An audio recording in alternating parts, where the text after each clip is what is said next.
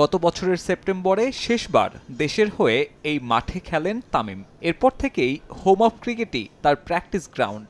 Indoor gym থেকে central wicket সবখানে অবাধ বিচরণ। যদিও বিসিবির গঠনতন্ত্র বলছে হোম অফ ক্রিকেটের ফ্যাসিলিটিস কেবল কেন্দ্রীয় চুক্তির ক্রিকেটারদের জন্য। বিশেষ বিবেচনায় সেখানে অনুশীলনের সুযোগ পেতে পারে এইচপি কিংবা এ দল। এছাড়া ব্যক্তিগত অনুশীলনের প্রয়োজন হলে নিজ খরচে বিকল্প খুঁজে নেয়ার পরামর্শও দেয়া হয়েছে ক্রিকেট বোর্ডের পক্ষ থেকে। এটা একটা টেস্ট ভেন্যু, এখানে মেইন পিচ কিভাবে পায় একজন যে কোনো এসে ইন্ডিভিজুয়াল। আমি এখন মোটামুটি বছরে 1 কোটি টাকা ইনকাম করি, আমি কেন নিজের প্র্যাকটিসের ব্যবস্থা করে নেই না?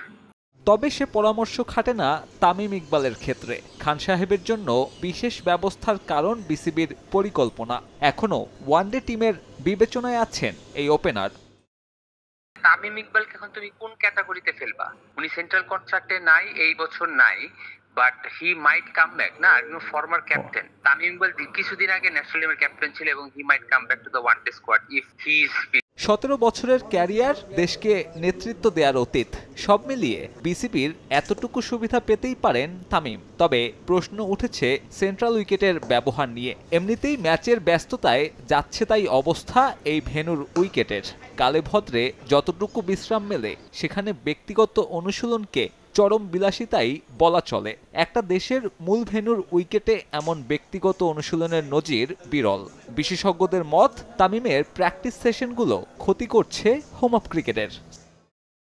কাজগুলো মরে যাবে। এটা হয়তো আপনি একটা উইকেটে 4 দিন কি প্র্যাকটিস দিতে পারেন, 4 দিন, 1 সপ্তাহ দিলে বেশি অতিরিক্ত হয়ে যায়। 4 দিন দিলে আপনি কাজগুলো বেশি একটা ক্ষতি হবে না, কিন্তু ফুটমার্ক গুলো ববিং ক্রিসে যে জায়গাটা ব্যাটসম্যান দ্বারা ব্যাট করবে এই জায়গাটা ক্ষতি হবে। এই জায়গাটা গাছ রিপ্ল্যান করে দিলে ঠিক হয়ে যাবে।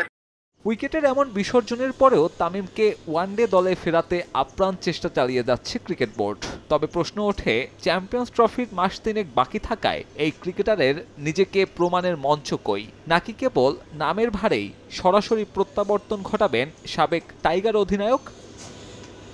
সাব্বির মিথুন, সময় সংবাদ, ঢাকা।